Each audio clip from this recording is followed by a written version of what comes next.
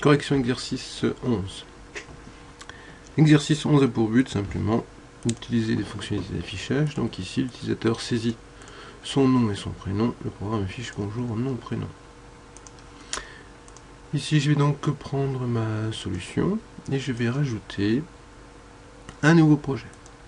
Ce nouveau projet est du même type que le projet précédent, application console, et nous allons donc retenir la même norme pour la notion de nommage en mettant ceci dans exercice 11.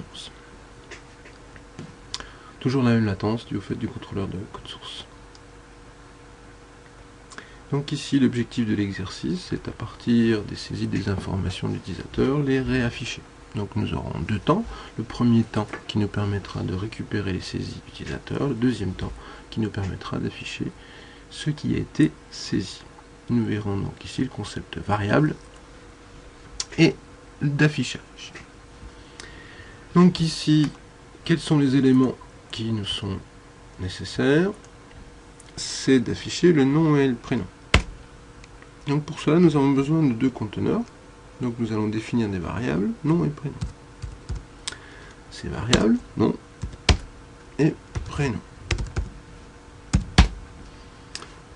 Comme on peut le constater ici, on a une information unique, l'instruction n'est pas correcte. Donc effectivement, nos variables doivent être définies avec un type. Ici, tout naturellement, ce seront des chaînes de caractères. Donc ces variables, on peut déjà les initialiser en utilisant les éléments adéquats qui nous permettent d'initialiser de manière correcte une variable d'un type. Donc si j'initialise mes deux variables avec un contenu à vide. Première opération, donc la saisie des données par l'utilisateur. Donc afin d'avoir un code qui soit bien organisé, je vais donc encadrer tous mes éléments avec des régions. Donc région ici, saisie des informations.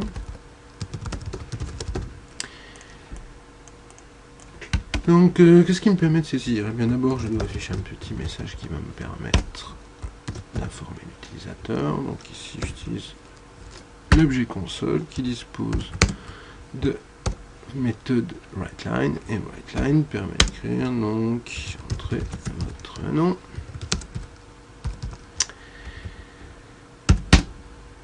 et cet élément là sera donc inséré dans la variable nom. Donc ici nom doit être affecté par ce que l'utilisateur a saisi. Donc ici je vais devoir récupérer ce que l'utilisateur a entré. Si on regarde les méthodes qui sont disponibles dans le programme, dans l'objet console, dans l'objet console, on a donc un read, et nous avons plusieurs options, et readLine nous permet, comme son indique, de lire la ligne de caractères suivante à partir du flux d'entrée standard, ici donc la console. Donc nous allons faire un readLine, et nous verrons ce que ça récupère. Je fais la même opération avec prénom. Oups. Donc ici c'est entrer votre prénom. Et donc prénom. Oups. Voilà. Une fois que nous avons effectivement le nom et le prénom, vérifions ce que nous avons exactement à faire. Bonjour, prénom. Bon, ça va aller. Il ne me reste plus qu'à écrire le résultat sur l'écran et d'attendre.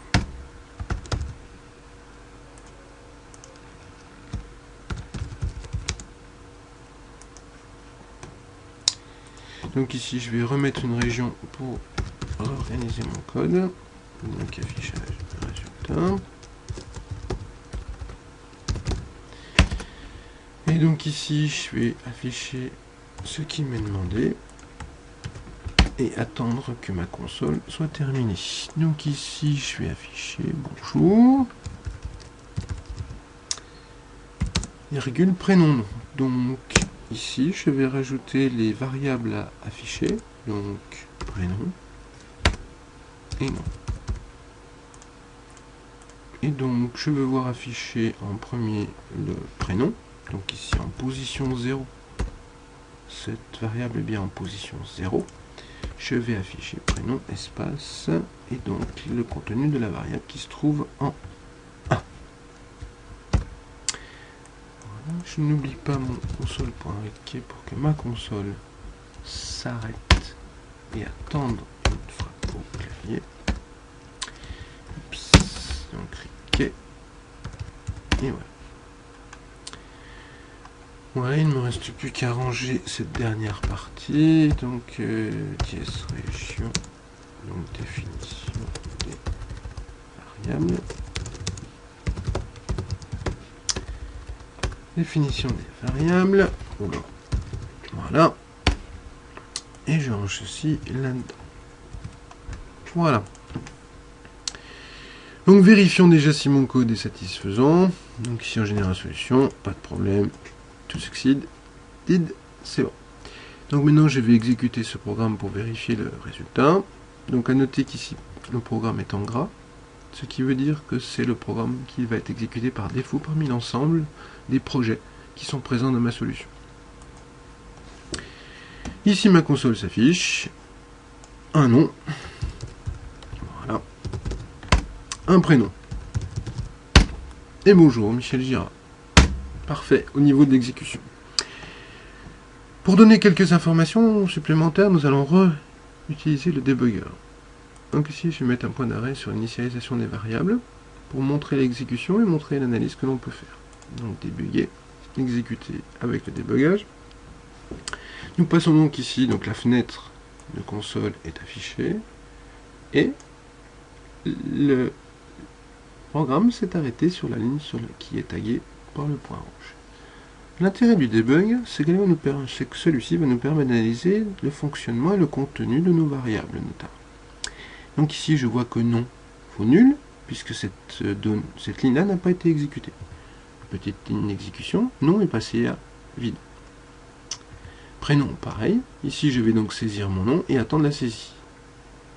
Et là, donc je vais rentrer mon nom.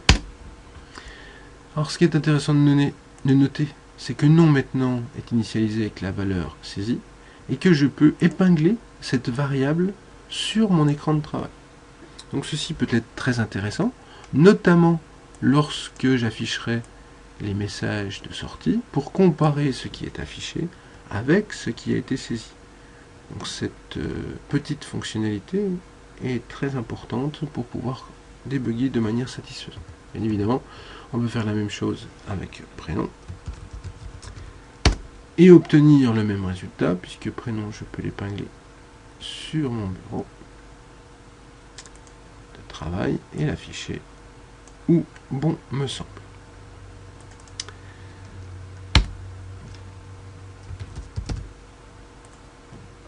Et donc ici, si je continue d'exécuter mon programme, vous constaterez que l'affichage tient compte des modifications.